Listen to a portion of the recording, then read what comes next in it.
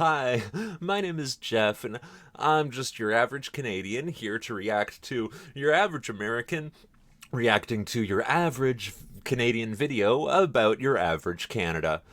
Well, that's about my introduction. Now let's let our friend here, Tyler Bucket, introduce himself. What's going on, everyone? I'm just a simple American man here to react and learn about Canada's history. We're doing history today. Sounds great.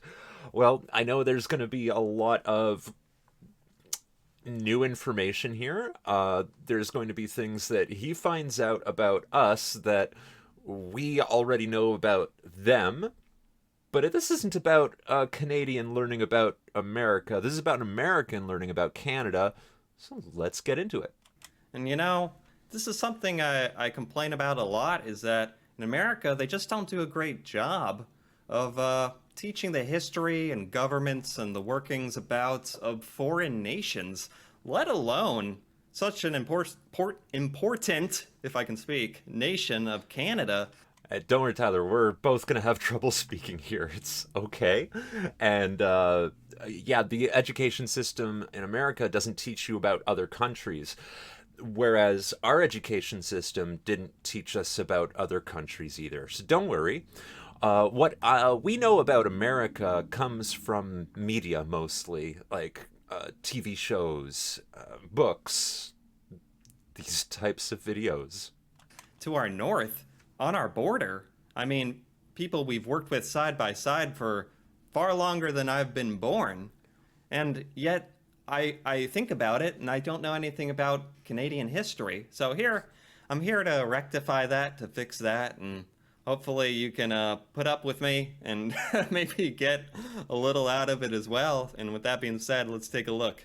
Don't worry, Tyler. More than put up with you. We love you here in Canada, and I've been excited to be making videos like this for a while now. Yeah, let's watch. This is a little 4 minute, 5 minute timeline animation, Canadian history in 5 minutes. That's the level. That's the level of detail I think I need to start out on to at least get a good overall view of what we're talking about. Yeah, that's probably more time than you got in school, right?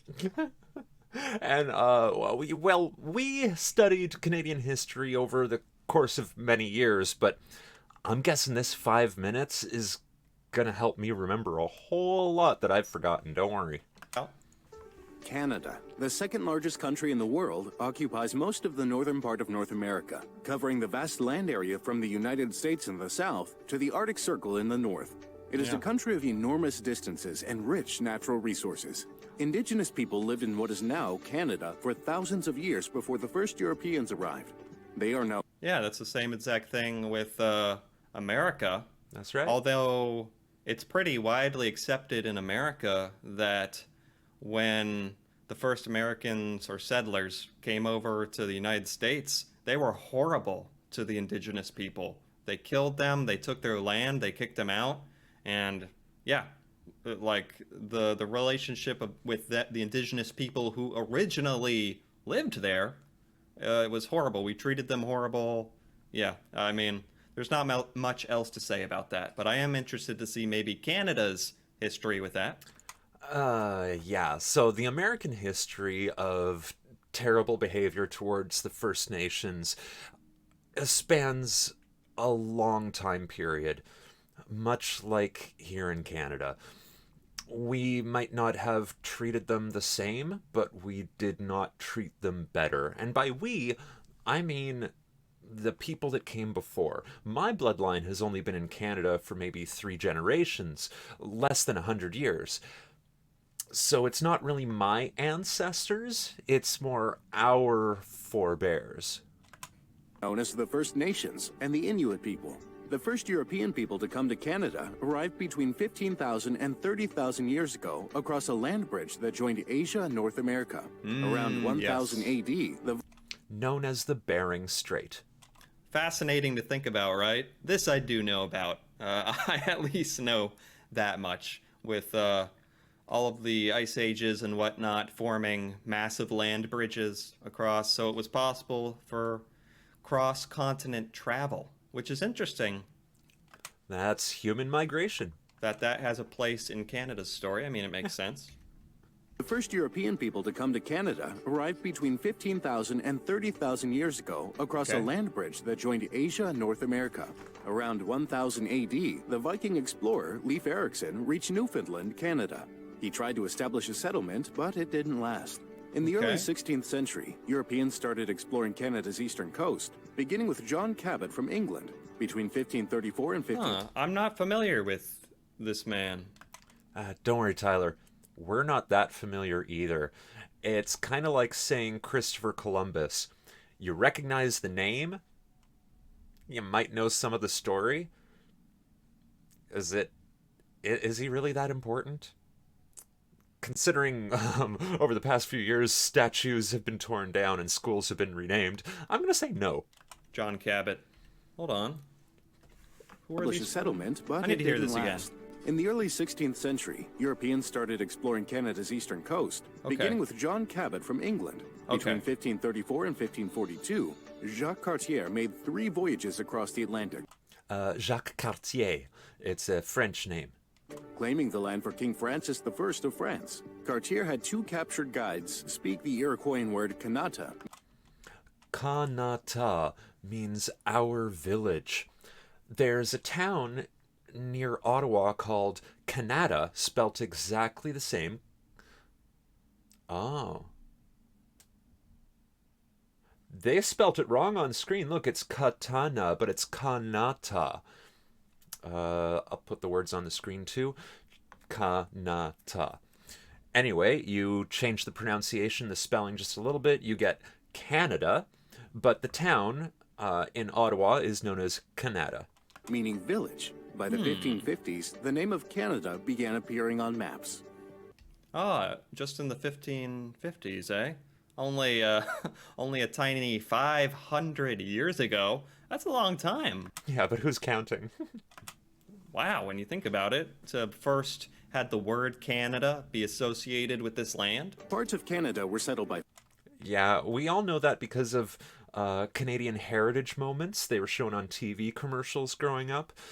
There's a the video of explorers and First Nations, and the First Nation people are gesturing towards the village, and they say Kanata, and the translator's like, I think he's saying they call this land Canada, and so Canada. France and parts by Great Britain. In 1605, Port Royal France and Great Britain. Yep, Okay, that's interesting. America too. I mean, that's extremely important.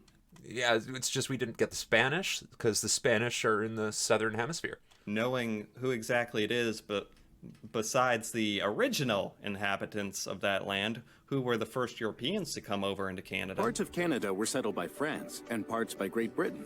In 1605, France and Port Great Royal Britain. was built in Acadia by the French, led by Samuel de Champlain. And 3 years later, he started settling Quebec. The French and Aboriginal people collaborated in the vast fur trade economy, driven by Okay. the demand for beaver pelts in Europe. Outstanding leaders like Jean Talon, Bishop Laval, and Count Frontenac built a French empire north. Are these all individuals that are very well known in Canadian history?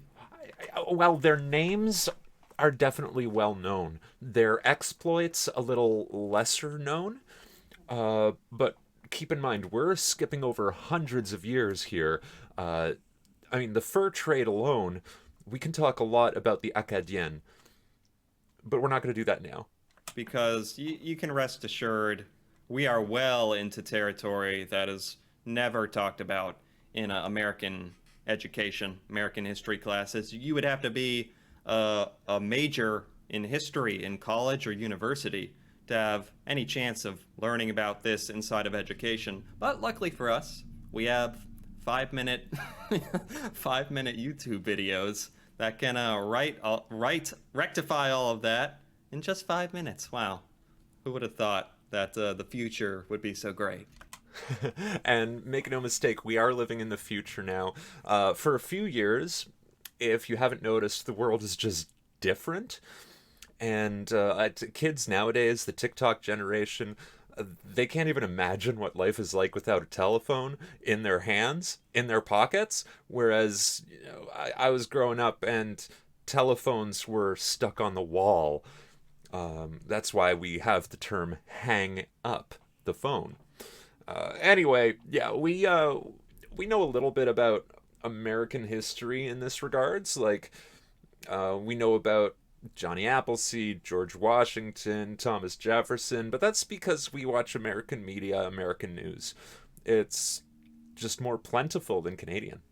Leaders like Jean Talon, Bishop Laval, and Count I mean, there's probably a lot of American historical figures that Canadians are not familiar with. Oh, probably a bunch. Like, we knew about Benjamin Franklin.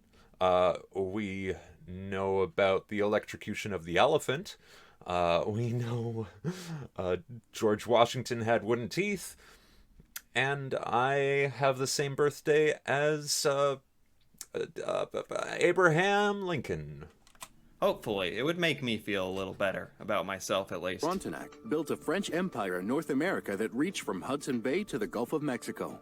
In the 1700s, France and Great Britain... Hold on. From Jean where to Talon, where? Bishop Laval, and Count Frontenac built a French empire in North America that reached from Hudson Bay to the Gulf of Mexico. That's right. That I didn't know about a French empire. Maybe we're just revealing, even with American history, my own ignorance. Oh, dude, Louisiana, New Orleans, Cajun French. There's a history behind that starts up in Canada. They are descendants of the Acadians, or les Acadiens. But, no, I do think I would have probably heard about something like this. A French led establishment spanning the entire coast of what would be the United States. Frontenac built a French empire in North America. I need to look at this map for a second. Okay. Guess they don't teach that in the So States. the original Canada spanned... Wow, what? Not the original Canada. That's the French Empire that was created in Canada. Just to be clear. This is why I watch this stuff. This is fascinating.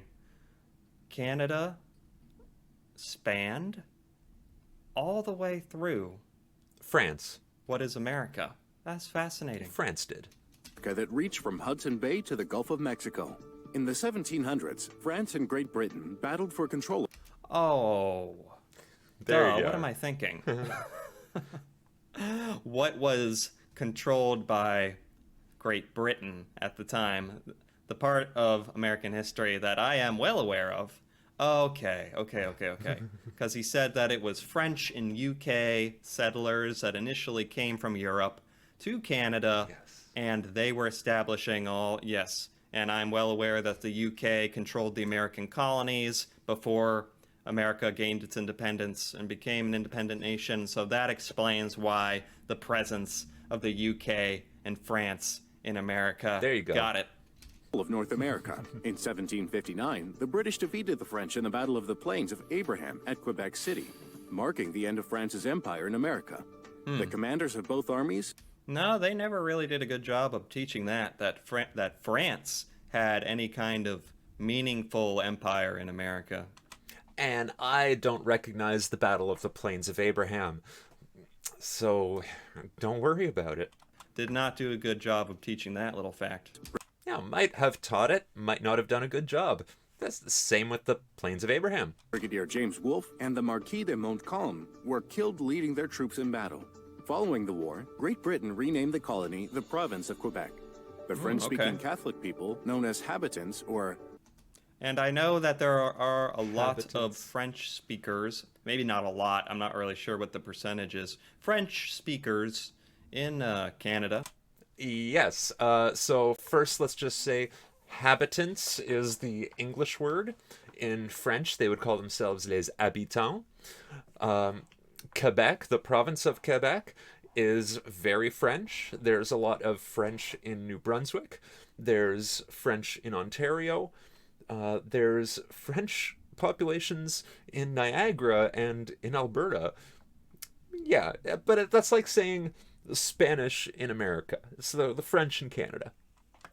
I believe in only certain areas, though. Yeah. Not totally sure about all that, though. I grew up in Ottawa, which is just south of the Ottawa River, which divides Ontario with Quebec. And so I have learned the French. Alors, j'ai appris le français là. And that way I can communicate in both of our langage officiel.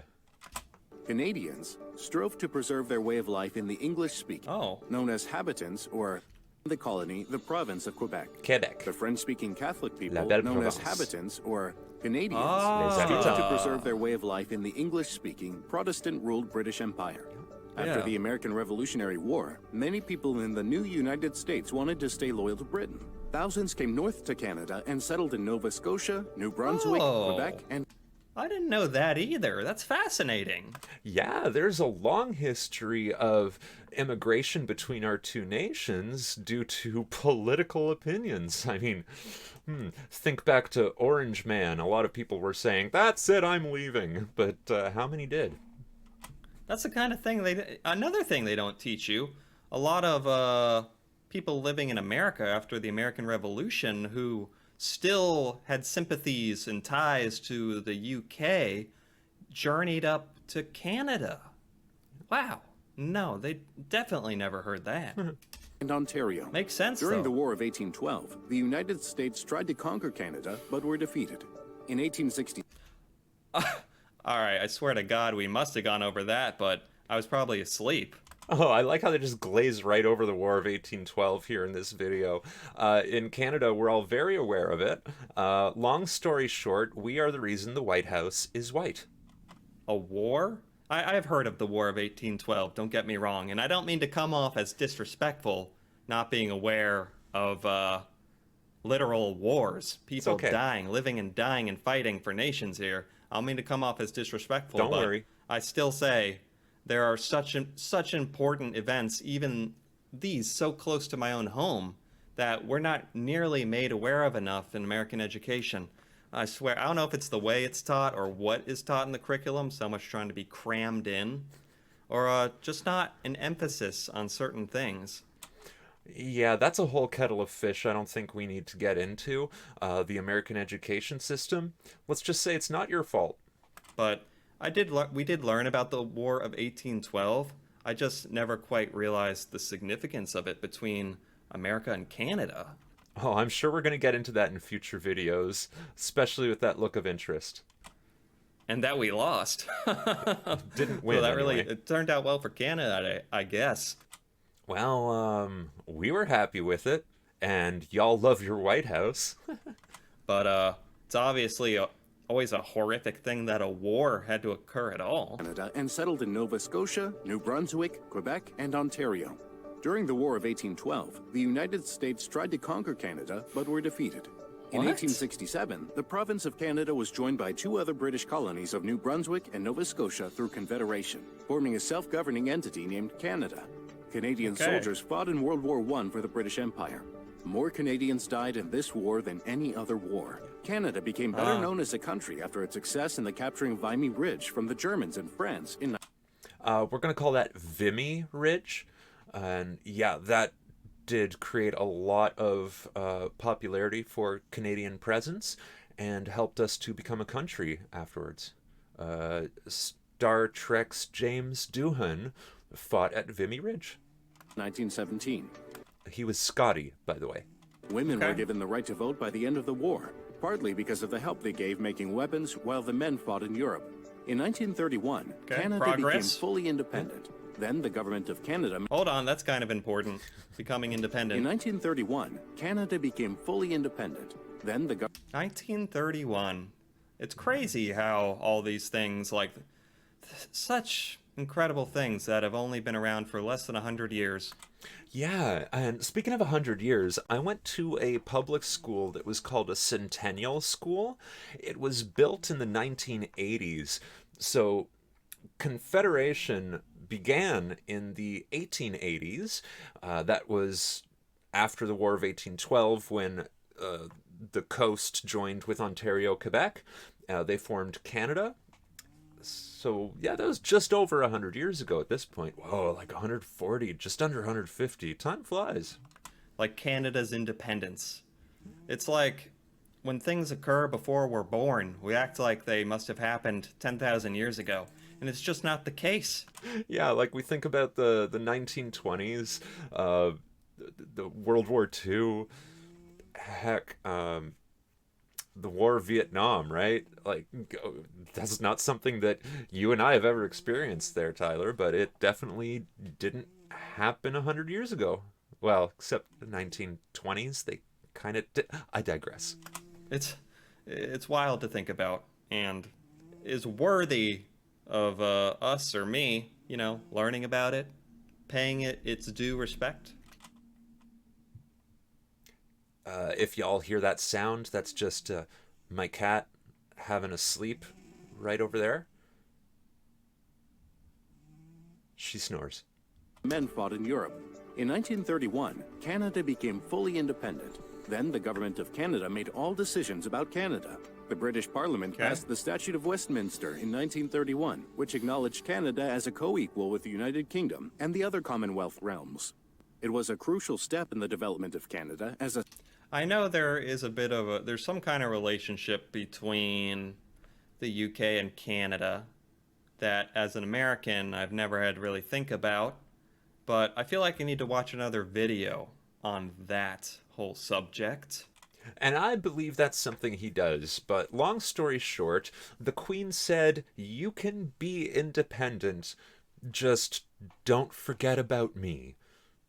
So she's part of our government, even though she's not, and that's okay.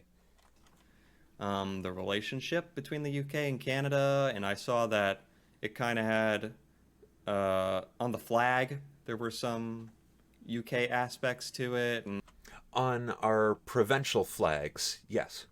I don't know, just clear to me that there's much more to know than can be explained to me in this 5-minute video. True. kingdom and the other Commonwealth realms. It was a crucial step in the development of Canada as a separate state in that it provided for nearly complete legislative autonomy from the Parliament of the United Kingdom. The That is Canadian important. economy boomed during World War II as its industries manufactured military material for Canada, Britain, China, and the Soviet Union.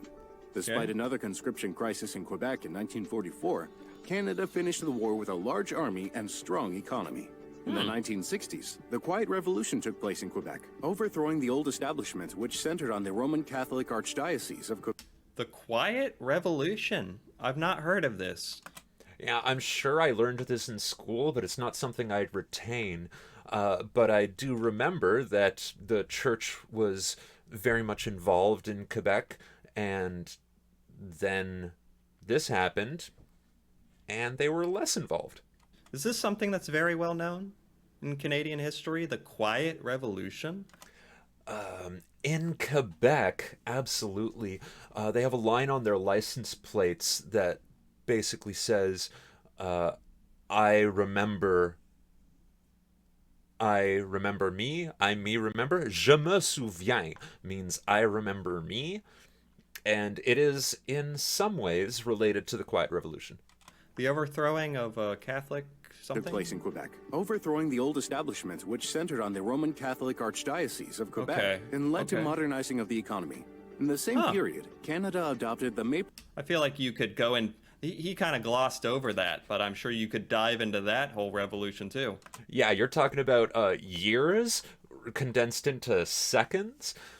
And, like, heck, let's get into French curse words. They're all related to the church. And I believe it all stems back to this Quiet Revolution. For hours, for days, probably for years. of Quebec and led to modernizing of the economy. In the same period, Canada adopted the maple leaf flag, although not without considerable debate and misgivings among large number of English Canadian society. In 1980, The maple leaf flag. Now that's an iconic flag that 99% of Americans know the Canadian flag. Yeah, of course you do. When we travel to Europe, we wear our Canadian flags and we get treated really well. When Americans travel to Europe, they wear the Canadian flags to try and get treated very well because we've got a really good reputation in across the world, and Americans tend to be the reputation anyway is loud, rude, boisterous. whereas Canadians were quiet, demure, and polite. Because it's fun, it's cool, it's distinct. True. I love the actual design elements of it, but I'm Yeah. sure that the symbols and the colors actually must have meaning, not just that it's a fun design that's very unique and representative of Canada. Yeah, okay, so I might not be 100% accurate on this, but we have coast to coast, snow, and Canadians. The blood of Canada from coast to coast. And a lot of snow. But it must, there's a story to it, and I want to know. I want to know more about the Canadian flag story. I'm going to look into that for sure. Cool. Debate and misgivings among large number of English Canadian society. In 1981, the Canadian House of Commons and Senate passed a resolution requesting that the British Parliament enact a package of constitutional amendments which would end the last powers of the British Parliament to legislate for Canada and would create an entirely Canadian process for constitutional amendments. Man, that was only 40 years ago. I think he said 1980? It was only 40 years ago when Canada truly became like they can edit their own constitution free of any UK influence or control. Man, I mean, this stuff is all, it's crazy. It's just what I was saying before. This stuff is recent. History is happening around us. It's still just a young that as country. Americans, obviously we tend to focus on our own country, which you know is important for every nation to focus on their nation's history, probably first and foremost, but a healthy understanding of preferably, it's a global world we live in now. Everyone's connected now through the internet, through economies. You need to know about like other nations and their history and how they got to where they are. Yeah, and Tyler, I'm guessing that it'd blow your mind just how much that other nations know about America, and how little you know in return. America's been a global superpower. They've been on top for a long time. So that makes sense. And when you're on top, you don't worry about the ones underneath. Yeah, so northern neighbors, we don't worry too much about y'all who are underneath us. I'm kidding, I'm kidding. Can't stress that enough. Canada's capital is Ottawa, and its three largest metropolitan areas are Toronto, Ottawa. Montreal. I was about to say, Toronto. I'm not sure I could have actually said the capital of Canada. Everyone thinks it's Toronto. I'm just being totally honest here. We know Toronto, we know Quebec. I Quebec is both a city and a province. That's like saying New York. Which one are you talking about? know Ottawa. I know of it. I've heard of it. I couldn't really tell you anything about it. Definitely gonna have to watch something about it. And I couldn't have told you it was the capital. Just being honest. Canada's capital is Ottawa, and its three largest metropolitan areas are Toronto, Montreal, and Vancouver. Canada is Montreal. sparsely populated, Vancouver. the majority of its land area being dominated by forest and tundra. Consequently, its population is highly urbanized. What? Yes, we have way too much space in Canada. So let's look at the province of Ontario alone. Most of the population is in Ottawa, Toronto, Niagara. Most of Ontario is just trees. We've got a giant park. We have huge lakes. And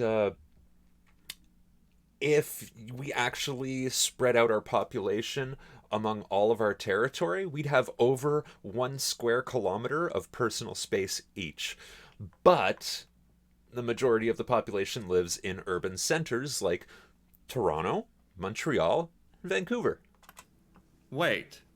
It's mostly unpopulated area?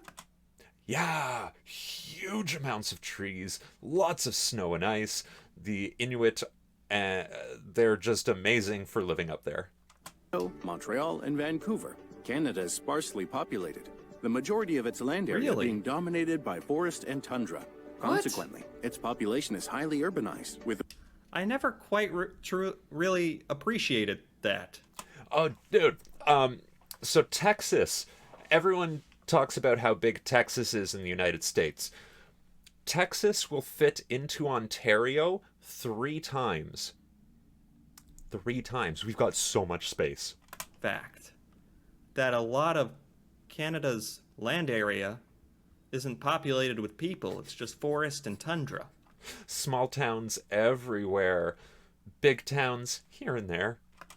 That's really, really interesting. With over 80% of its inhabitants concentrated in large areas and medium-sized cities, many near the southern border. Thank you for watching. Please check out our other animated history shows, and don't forget... Wow. Man, so much to know.